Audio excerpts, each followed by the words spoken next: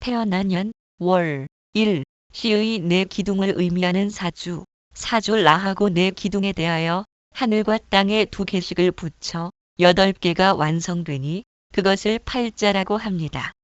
이러한 8개의 글자 배열을 통해 인간의 숙명을 파악하는 것이 명리학입니다.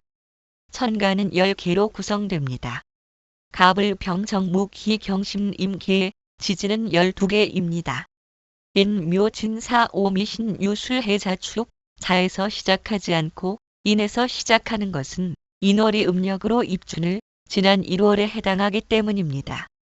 또한 인묘지는 동방의 목이며 사오미는 남방의 화이고 신유술은 서방의 금이며 해자축은 북방의 수입니다.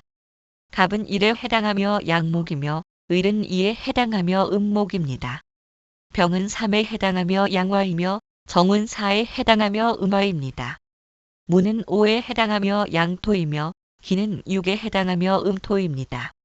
경은 칠에 해당하며 양금이며 시는 팔에 해당하며 음금입니다. 임은 구에 해당하며 양수이며 개는 십에 해당하며 음수입니다. 이는 일에 해당하며 양목이며 묘는 이에 해당하며 음토입니다. 지는 삼에 해당하며 양토이며 사는 사에 해당하며 양화이고 오는 오에 해당하며 음화입니다. 미는 육에 해당하며 음토입니다.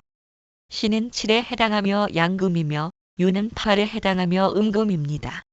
술은 구에 해당하며 양토이며 해는 십에 해당하며 양수이며 자는 11에 해당하며 음수입니다. 축은 12에 해당하며 음토입니다. 인월은 음력 1월에 해당하고 묘는 2월에 해당하며 지는 3월에 해당합니다.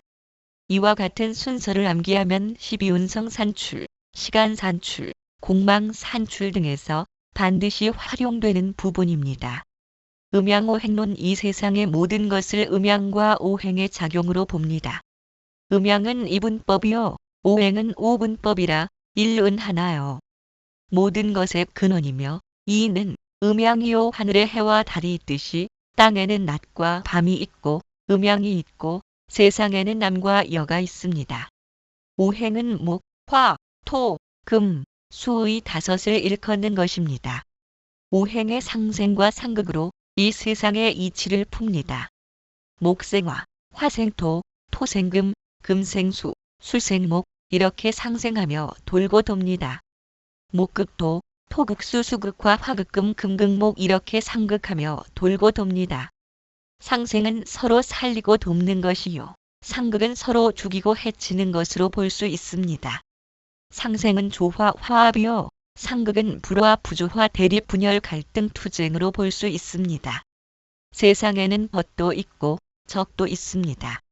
만일 벗만 있고 적이 없다면 벗이라 이름하지 않을 것이요. 적만 있고 벗이 없다면 적이라 이름하지 못할 것입니다. 몸이 약하면 음식과 보약으로 생주하고 몸이 비대하면 운동으로 살을 빼는 것이 미덕입니다. 이러한 이치는 음양이 서로 조화롭게 이루어진 탓에 세상이 나타난 것입니다. 그래서 상생이 때로는 불리하게 작용하고 상극이 길하게도 작용합니다. 나무에 물을 주는 것은 수생목하여 상생이 됩니다. 그러나 겨울나무에 물을 주면 얼어 죽을 것입니다. 상생관계가 적이 되고 겨울나무에 주려는 물을 막는 상극관계가 벗이 됩니다. 그래서 상생과 상극을 적절히 조절하는 오행을 용신이라 이름하는 것입니다. 대운 정하는 법. 사주가 자동차라면 대운이란 자동차가 가는 길에 해당됩니다.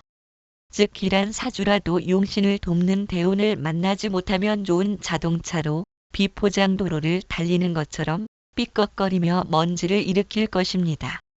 그러나 비록 사주는 충극을 많이 당하고 일간이 쇠약한데 용신마저 힘이 없다면 불리한 사주입니다. 그런데 미약한 용신을 돕는 길한 대운을 만났다면 주변의 도움으로 발전할 수 있습니다.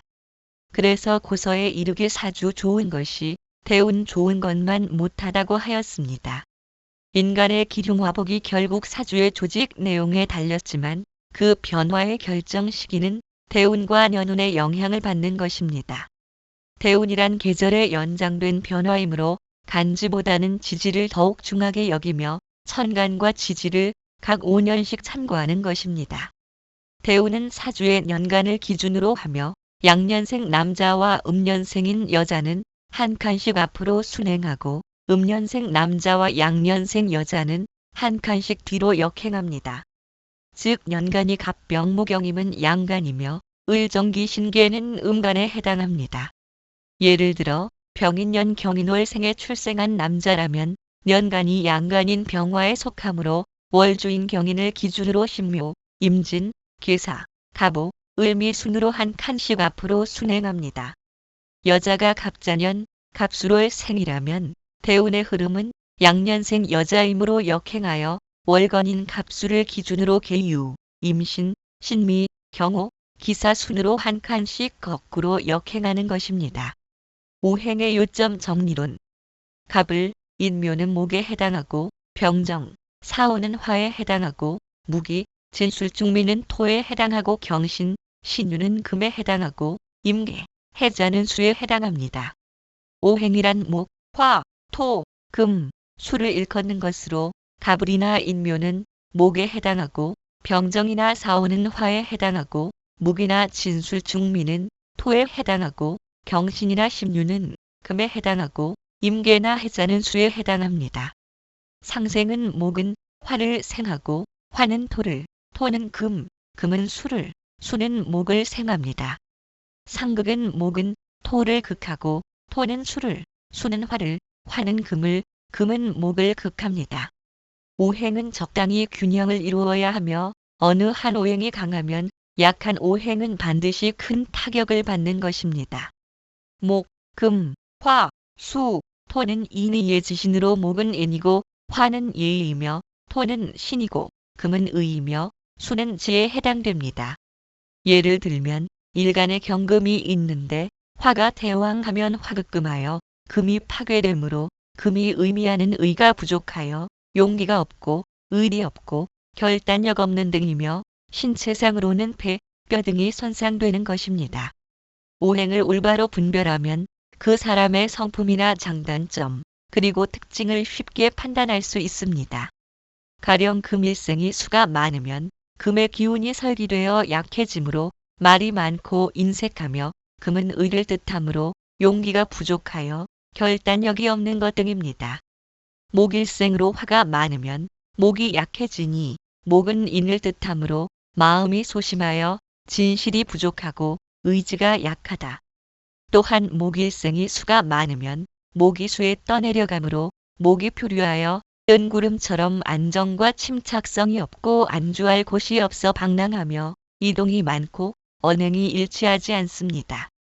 또한 금일생이 금이 왕성하고 강한데 목이 미약하면 금극목하므로 목을 극하여 파괴됩니다. 목이 육신상으로 편재에 해당되면 편재는 남녀 모두 아버지를 의미하므로 부친덕이 없으며 부친과 생리별 또는 일찍 부친과 헤어지는 등의 일이 발생합니다.